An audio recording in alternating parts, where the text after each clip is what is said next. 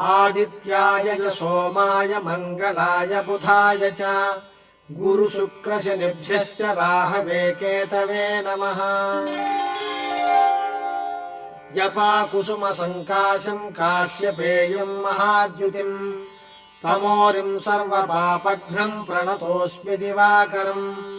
दधिशङ्खतुषाराभम् क्षीरार्णवसमुद्भवम् नमामि शशिनम् सोमम् शम्भोर्मकुटभूषणम्।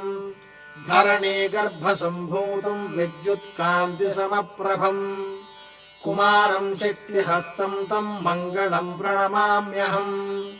प्रियङ्गुकणिकाश्यामम् रूपेणाप्रतिमम् बुधम् सौम्यम् सौम्यगुणोपेतम् तम् बुधम् प्रणमाम्यहम्।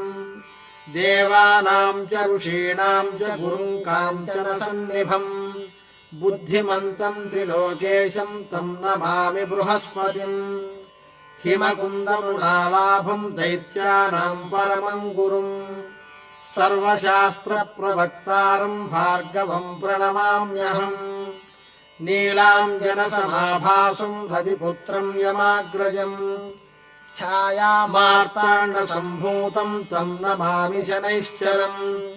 अर्धकायम् महावीर्यम् चन्द्रादित्यविमर्दनम् शिंहिकागर्भसम्भूतम् तम् राहुम् प्रणमाम्यहम्। पलाशपुष्पसङ्काशम् तारकाग्रहमस्तकम् रौद्रम् रौद्रात्मकम् घोरम् तम् केतुम् प्रणमाम्यहम्।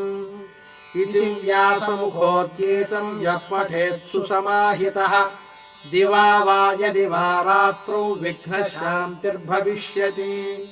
नरनारीनुपाणाम् च भवेद्दुष्प्रणाशनम् ऐश्वर्यमतुलम् तेषामारोग्यम् पुष्टिवर्धनम्।